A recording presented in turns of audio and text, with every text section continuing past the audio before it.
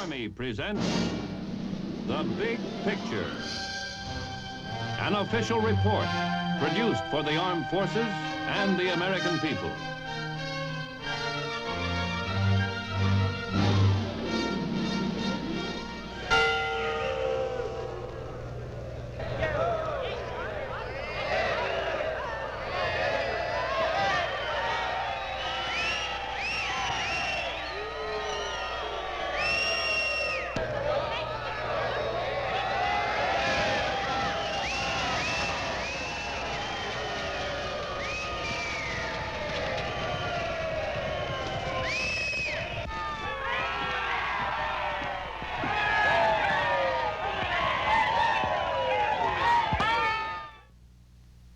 Call it that Sunday punch.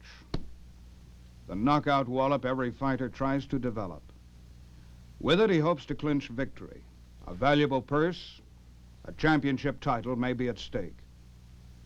Your United States Army has its knockout punch, too. For its mission is the defense of our nation.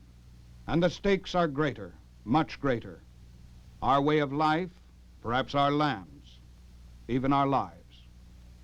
That's why your Army carries on unceasing research and development programs. They are our guarantee that America's fighting men will continue to have winning firepower to be delivered whenever and wherever it may be needed in today's ultra-modern world.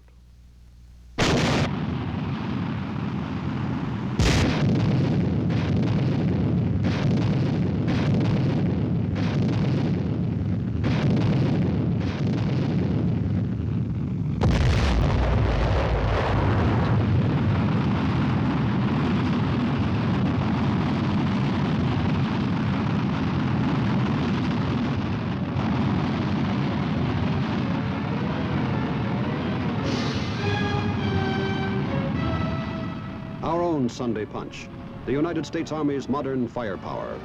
A far cry from the boxer's punch, and yet there is a link between the two. It is a link that stretches back across the centuries. Back to that cave dweller who discovered that the power of the clenched fist, his first weapon, could be transmitted through rock and club, made more punishing through pointed tip and cutting edge.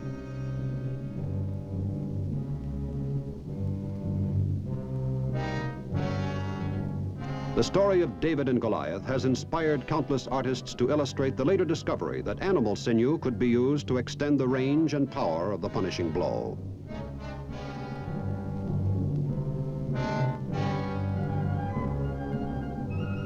The sling was to be a big step toward firepower. Early devices such as catapult and ballista improved on the idea, hurling rocks greater distances against fortified strongholds. It was during the savage 30 Years' War that the sword and spear began their exit.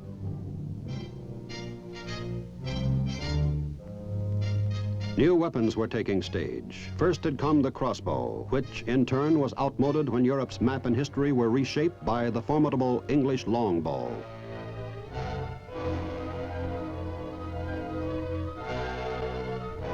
But now, early experiments with gunpowder were ushering in the beginnings of modern artillery. Once tamed, it would be applied to small arms. This, in turn, inspired new inventiveness.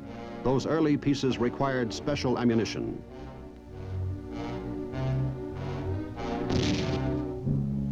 Soon, both small arms and cannon would hurl metal projectiles. By the time our own country emerged, artillery had come of age, capable of achieving range, accuracy, and destructive power. The clenched fist had come a long way.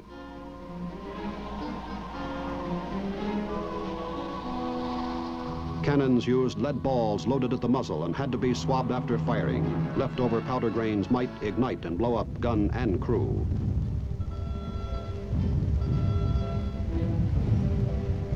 Napoleon Bonaparte would soon employ cannon against personnel as well as against fortified positions. Firepower would make him dictator of Europe.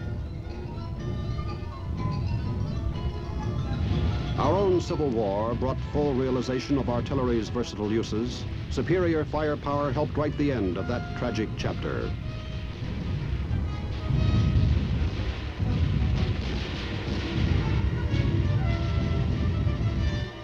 Cannon and small arms both were still loaded at the muzzle, but early efforts toward rapid and continuous fire had made their appearance, and so too experimental breech loaders.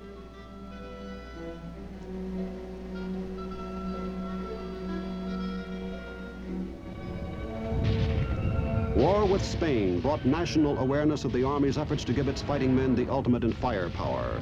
The muzzle loader had disappeared to join catapult and longbow.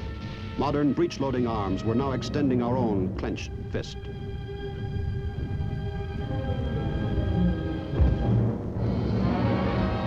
Then in 1917 came our country's first test in worldwide conflict.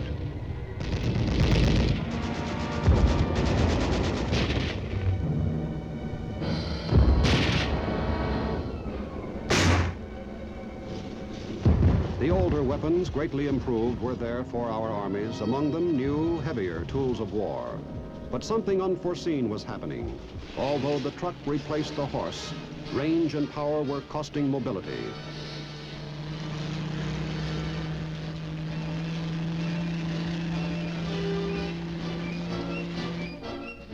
The enemy, too, was finding that while he could hurl shells distances never before dreamed of, the giant cannon mounted on flat cars must be restricted to the rails that carried it.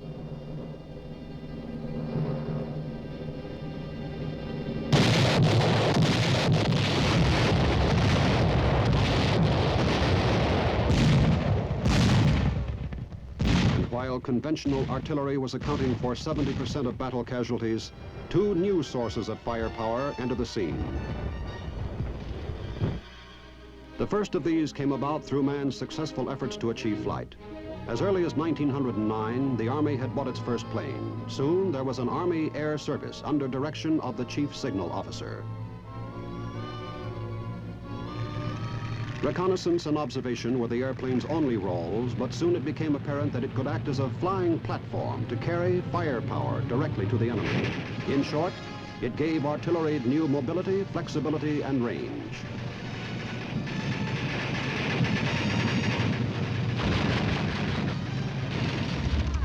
The other innovation that was to reshape the techniques of war was the tank.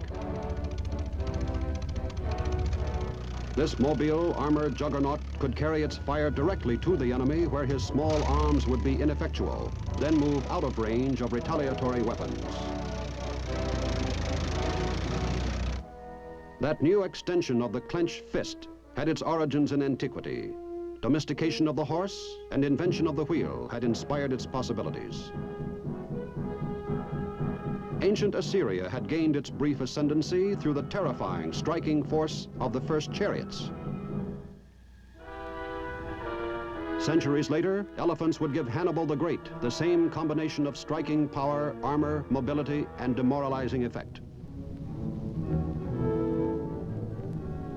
By the Middle Ages, individual fighting men were embracing the same principles. Good for laughs at this late date, a print of the period shows an inventive attempt to utilize them along with multiple weapons. Now, in World War I, the goal was reached. With the two new weapons, the ultimate in firepower had been achieved. Men said that war had outlawed itself. There would be no more wars.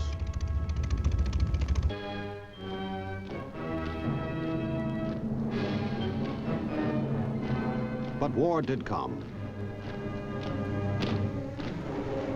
And once again, it came to us.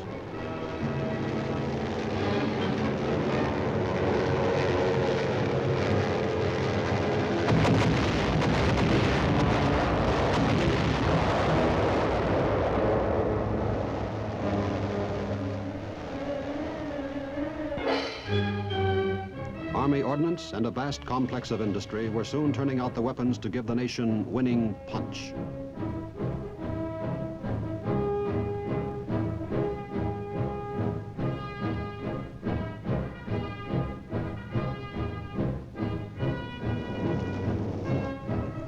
This time, that firepower must operate in a worldwide range of terrains and climates, opposed by varied tactics. There would be alternately sun-baked or frozen flint-hard deserts of North Africa.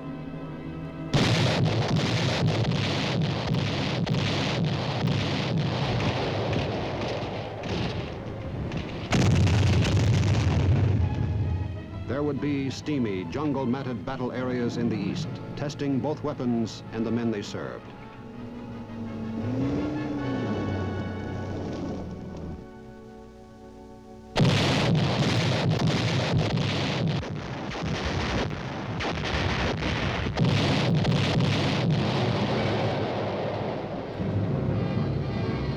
There would be Western Europe with warfare in towns, open plains, and wooded country.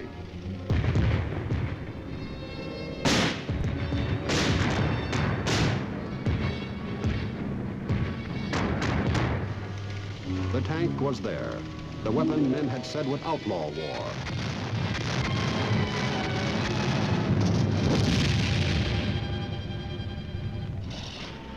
That other weapon was there too, the flying platform that could carry artillery fire. Its capabilities were well epitomized in the Army Air Corps' weapon, the Flying Fortress.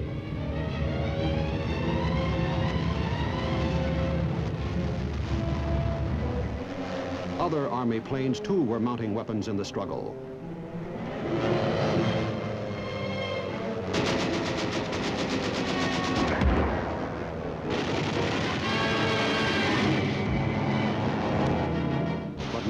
Two new extensions of the clenched fist were in the making, the first foreshadowed by the use of rockets.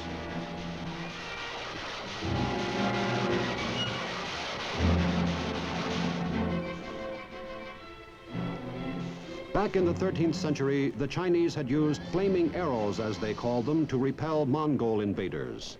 Undoubtedly, they discovered a relationship between the length and speed of flight and the heat generated by their primitive rockets. Highly incendiary, their use became restricted to inflammable targets. A brief popularity in the Western world dwindled as conventional artillery proved its superior capabilities for precision fire. Nevertheless, rocketry was never entirely discarded, and in our War of 1812, it was effectively employed by British troops. During a night attack on Fort McHenry, a young civilian was impressed by the rocket's red glare. Francis Scott Key would later incorporate the phrase in his poem, which became our national anthem. Within the British Army, rockets continued to be promoted by a small group of enthusiasts. Fuels that burned longer and generated more heat were developed. Accuracy and control of flight remained unsolved problems, but nevertheless the rocket, stepchild of artillery, lingered on.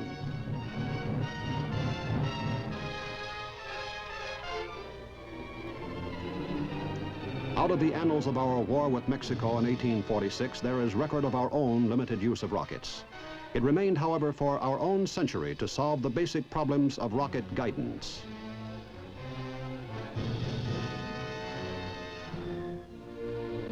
Credit for the breakthrough rests with an American, Dr. Robert H. Goddard.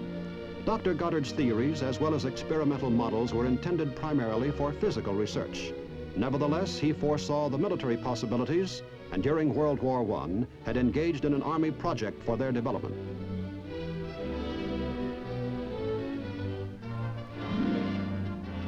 Here, the artist reproduces one of Dr. Goddard's early models. The war's end diminished interest, but the physicist continued his work. His basic principles and formula molded the future. Between the two wars, the growing Nazi war machine took up rocket missilery in earnest.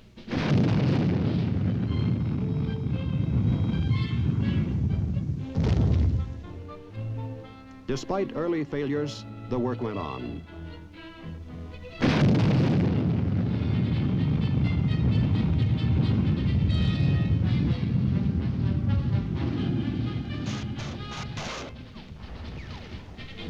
At a later date, with success theirs, German scientists frankly acknowledged their indebtedness to the pioneering of Dr. Goddard. In 1944, the new clenched fist struck. Down from the skies over England, it smashed.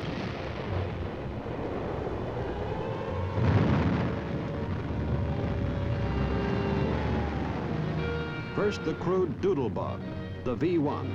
then a perfected rocket with self-contained propellant and built-in guidance system. Bringing unprecedented death and destruction, the V-2 came perilously close to changing the outcome of the war.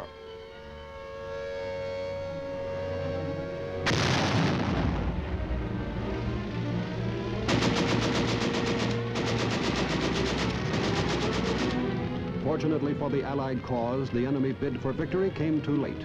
With Allied penetration deep into Nazi territory, opposition crumbled. Rocket bases were overrun. The end was in sight.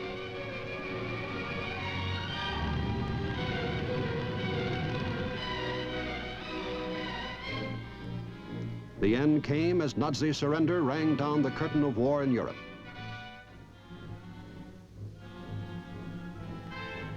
War in the Pacific would continue until our country unloosed its own Sunday punch.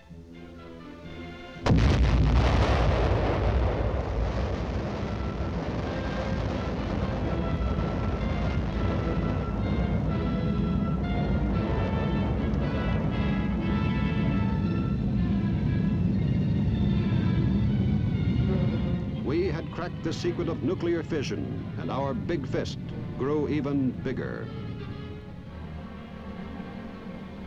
Within months, the Japanese surrender brought an end to hostilities in the East. The war was over.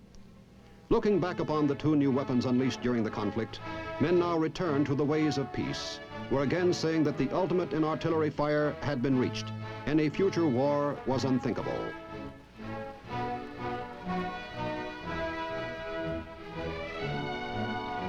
Fortunately for us, the leadership entrusted with our nation's defense may not permit itself such speculation.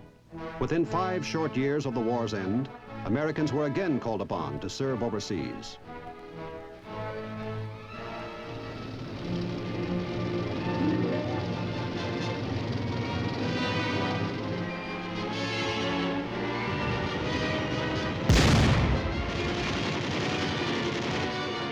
The Korean action, savage, however limited, did not call for our newest sources of firepower, but Army vigilance and initiative supplied its men with the proven weapons brought to a point of effectiveness never before attained.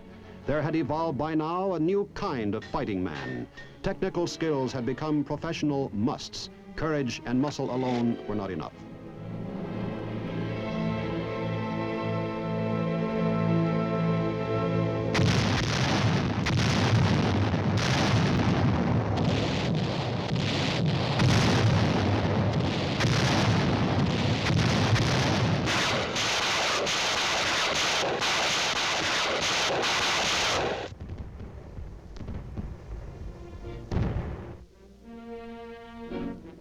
The Army had given the nation modern tools of war and the modern soldier to handle them.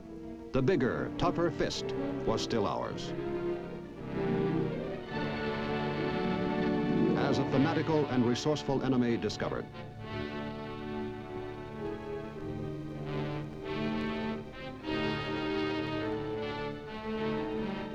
The Korean conflict had ended.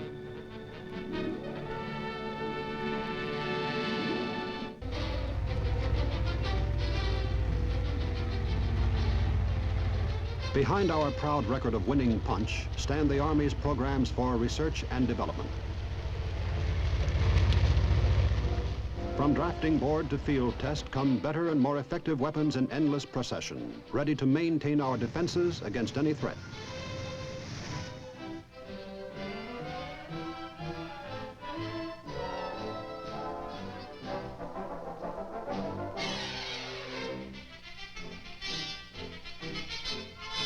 Even before the end of World War II, the Army, utilizing captured V-bombs, had initiated its rocket missile reprograms.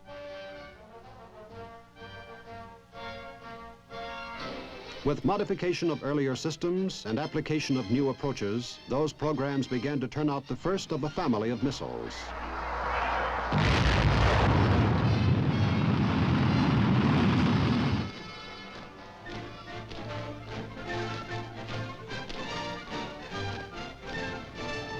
Elsewhere in the world, other nations had embarked upon their own plans for this new artillery, nations whose interests conflict with our own.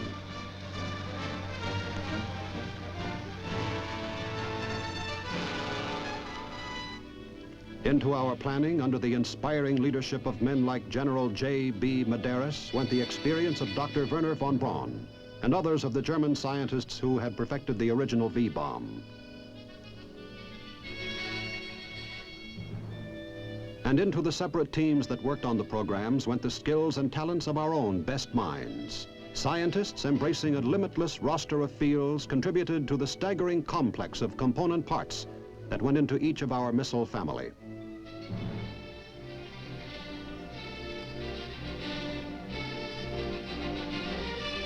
Behind the men and women responsible for that research and planning, the Army marshaled an imposing segment of American industry to make its contribution.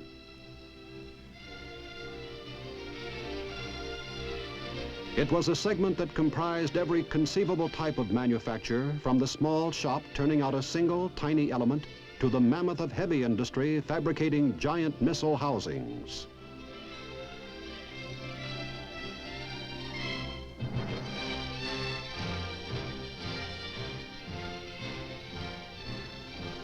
Out of those efforts emerged the giant of our missile family, a mighty first-generation member. It was named for its Redstone Arsenal home site. The 70-foot monster